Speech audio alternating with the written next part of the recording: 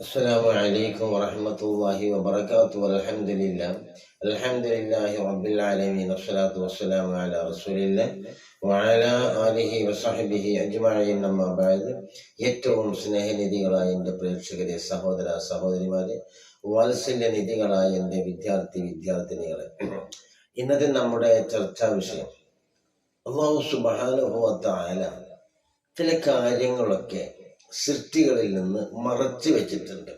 എന്നാൽ അത് ചില ആളുകൾക്ക് അല്ലാഹു സുബ്ഹാനഹു വ തആല വ്യക്തമാക്കി കൊടുക്കുകയും ചെയ്തിട്ടുണ്ട്. അതിൽപ്പെട്ട ഒന്നാണ് ലൈലത്തുൽ ഖദർ, ഖദറിന്റെ രാത്രി. അന്ന് എന്താണോ റബ്ബിനോട് ചോദിക്കുന്നത്, അള്ളാഹുവിന്റെ ദർബാർ തുറന്നിട്ട് കൊണ്ട് ചോദിച്ചാൽ ഉടനെ ഉത്തരം നൽകുന്ന ഒരു സമയവും സന്ദർഭമാക്കി അല്ലാഹു സുബ്ഹാനഹു വ തആല ലൈലത്തുൽ ഖദറിനെ മാറ്റിയിരിക്കുന്നത്. അതുപോലത്തെ ഒരു മഹത്തായ ഇസ്മുണ്ട് അള്ളാഹുവിന്, ഇസ്മുൽ അഅ്ളം എന്ന് പറയുന്നത്. അതുകൊണ്ട് എന്ത് ചോദിച്ചാലും നമ്മൾക്ക് ഉത്തരം നൽകും. ഒരു മുസൽമാനെ സംബന്ധിച്ചിടത്തോളം ദുന്യാവിലുപരി ആഖിറമാണ് അവൻ ലക്ഷ്യം വെക്കുന്നത് എന്നതിൽ ആർക്കും സംശയം ഇല്ല. എന്നാൽ പ്രിയമുള്ള സുഹൃത്തുക്കളെ, ഈ മഹത്തായ ഇസ്മു കൊണ്ട് ചോദിച്ച് പല മഹാന്മാരും അതുകൊണ്ട് ഇബാദത്തെടുത്ത് വലിയ ഉന്നത പദവിയിലെത്തിയ മഹാന്മാരുണ്ട്. ഇതിനെ സംബന്ധിച്ച് മഹാന്മാരായ മുഫസ്സിറുകൾ രേഖപ്പെടുത്തിയിട്ടുണ്ട്, ഹദീസിൽ രേഖപ്പെടുത്തിയിട്ടുണ്ട്, അള്ളാഹുവിന്റെ റസൂൽ വളരെ വ്യക്തമായി പറഞ്ഞിട്ടുണ്ട്. എന്നാൽ ആ ഒരു പ്രാർത്ഥന ഞാൻ ഇവിടെ കൊടുക്കുന്നുണ്ട്. നിങ്ങൾ ആലോചിച്ച് നോക്കണം, മഹാനായ സുലൈമാൻ നബി അലൈഹി സ്വലാത്തു വസ്സലാം ലോകം അടക്കി ഭരിച്ചിരുന്ന ഒരു ഭരണാധികാരിയായിരുന്നു. അദ്ദേഹം ബൽക്കീസ് രാജ്ഞിയുടെ വാർത്തകളും അദ്ദേഹത്തിന്റെ ഗോപുരങ്ങളും അറിയാൻ വേണ്ടിയിട്ട് സുലൈമാൻ നബി അലൈഹി സ്വലാത്തു വസ്സലാം ജിന്ന് ഇൻസ് മുഴുവനും ഒരുമിച്ച് കൂട്ടി ചോദിച്ചു, ആർക്കാണ് ബൽക്കീസ് രാജ്ഞിയുടെ ആ കൊട്ടാരം എൻ്റെ മുമ്പിൽ കൊണ്ടുവരാൻ കഴിയുകയെന്ന്.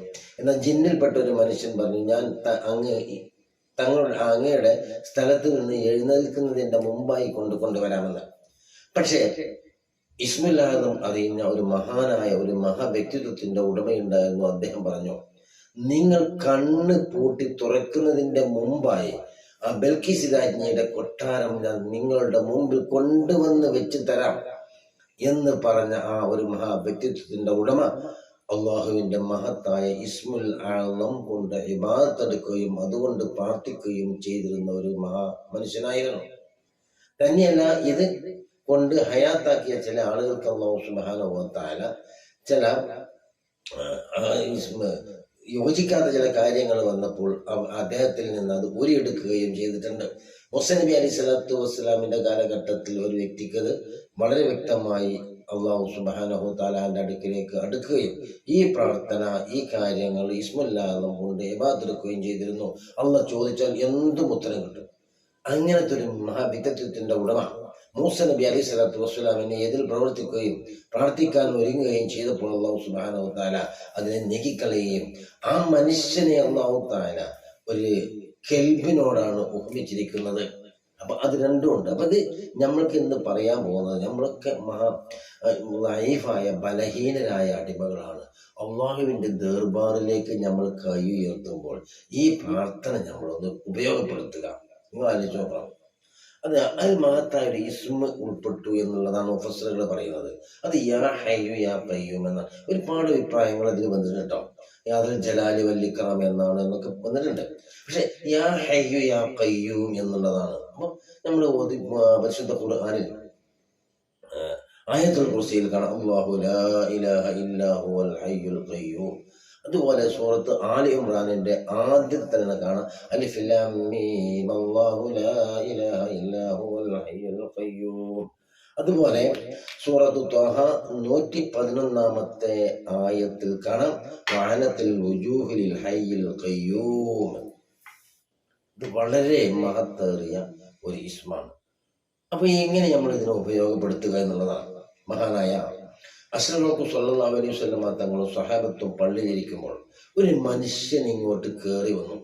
അദ്ദേഹം നിസ്കരിച്ചു കഴിഞ്ഞിട്ട് അള്ളാഹുവിന്റെ ദർബാറിലേക്ക് കൈ ഉയർത്തിക്കൊണ്ട് ഇപ്രകാരം പറഞ്ഞു, അല്ലാഹുമ്മ ഇന്നി അസ്അലുക ബിഅന്ന ലക്കൽ ഹംദ് ലാ ഇലാഹ ഇല്ലാ അൻതൽ മന്നാനു ബദിഉസ് സമാവാതി വൽ അർദ് യാ ദൽ ജലാലി വൽ ഇക്റാമി യാ ഹയ്യ ഖയ്യൂം. اللهم إني أسألك بأن لك الحمد لا إله إلا أنت المنان بديع السماوات والأرض يا ذا الجلال والإكرام يا حي يا قيوم. ഈ പ്രാർത്ഥന അള്ളാന്റെ റസൂൽ കേട്ടപ്പോ നബി തങ്ങൾ പറഞ്ഞെന്നറിയോ, ആ മനുഷ്യൻ പ്രാർത്ഥിച്ച പ്രാർത്ഥന ഇസ്മുല്ലാകുന്നത് കൊണ്ടാണ്. അതുകൊണ്ട് എന്ത് ചോദിച്ചോ അള്ളാഹു സുബ്ഹാനഹു വ തആല നൽകുക തന്നെ ചെയ്യുമെന്ന് ഹബീബായ മുഹമ്മദ് റസൂലുള്ളാഹി പറഞ്ഞു. ഇതാ ദുആ ബിഹി അജാബ, അള്ളാഹുവിന്റെ റസൂൽ പഠിപ്പിച്ചതാണ്. അപ്പൊ നമ്മൾക്ക് ഈ ഒരു പ്രാർത്ഥന ഞാൻ അതിൽ കൊടുത്തിട്ടുണ്ട്. നിങ്ങൾ ഇത് പഠിക്കുക, അത് ഉപയോഗപ്പെടുത്തുക. നമുക്ക് എന്ത് കാര്യങ്ങളുണ്ടെങ്കിലും പ്രശ്നങ്ങളുണ്ടെങ്കിലും പ്രശ്നമില്ലാത്ത ജീവിതമില്ല. ആ പ്രശ്നങ്ങൾ നേരിടുക എന്നുള്ളതാണ് ഒരു മനുഷ്യന്റെ ഡ്യൂട്ടി. നമുക്കിപ്പോൾ പ്രശ്നം ഉണ്ടാവും. അപ്പൊ നമ്മൾ അള്ളാഹുവിനോട് ദർബാറിലേക്ക് കൈയുയർത്തുമ്പോൾ ഈ പ്രാർത്ഥന ചൊല്ലി നമ്മൾ അള്ളാഹുവിനോട് പറയുകയാണെങ്കിൽ തീർച്ചയായും അള്ളാഹു തആല അതിന് ഉത്തരം നൽകും. അപ്പൊ പക്ഷെ നമ്മൾ ദുആയുടെ നിബന്ധനകളൊക്കെ പാലിക്കണം കേട്ടോ.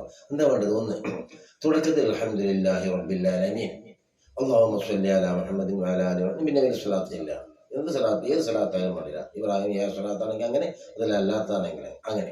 അല്ലാഹുമ്മ സ്വല്ലി അലാ സയ്യിദിനാ മുഹമ്മദിൻ വഅലാ ആലി മുഹമ്മദിൻ കമാ സ്വല്ലൈത അലാ ഇബ്രാഹിം വഅലാ ആലി ഇബ്രാഹിം ഇന്നക ഹമീദും മജീദ്. എന്നിട്ട് നമ്മളുടെ കാര്യങ്ങൾ പറയാൻ ഒരുങ്ങുമ്പോൾ അല്ലാഹുമ്മ ഇന്നി അസ്അലുക ബിഅന്ന ലകൽ ഹംദ് ലാ ഇലാഹ ഇല്ലാ അൻതൽ മന്നാനു ബദിഉസ് സമാവാതി വൽ അർദ് യാ ദൽ ജലാലി വൽ ഇക്റാമി യാ ഹയ്യ യാ ഖയ്യൂം എന്ന് പറഞ്ഞ് നമ്മുടെ കാര്യങ്ങളൊക്കെ മലയാളത്തിലാണെങ്കിലും കുഴപ്പമില്ല. ഉടനെ അള്ളാഹ്ക്ക് എല്ലാ ഭാഷയും അറിയും, എല്ലാ ഭാഷയും അറിയാം. അപ്പൊ നമ്മൾ ഇത് അറബിയിൽ നമ്മൾ പ്രാർത്ഥിച്ചിട്ട് നമ്മുടെ കാര്യങ്ങളൊക്കെ റബ്ബിന്റെ മുമ്പിൽ വെക്കുകയാണെങ്കിൽ തീർച്ചയായും റബ്ബുൽ ഉത്തരം നൽകും. പക്ഷെ നമുക്ക് ദുആക്ക് ഇജാബത്തുള്ള ഒരുപാട് സമയങ്ങളുണ്ട്. ആ സമയങ്ങൾ നമ്മൾ ഉൾപ്പെടുത്താൻ ഏറ്റവും നല്ലതാണ്. അല്ലാഹു സുബ്ഹാനഹു വ തആലയുടെ സ്വാലിഹീങ്ങളായ മുത്തഖീങ്ങളെ നമ്മൾ ഉൾപ്പെടുത്തി തരട്ടെ. വാഖിറു ദഅവാനാ അൽഹംദുലില്ലാഹി റബ്ബിൽ ആലമീൻ. അസ്സലാമു അലൈക്കും വറഹ്മത്തുള്ളാഹി വബറകാതുഹു.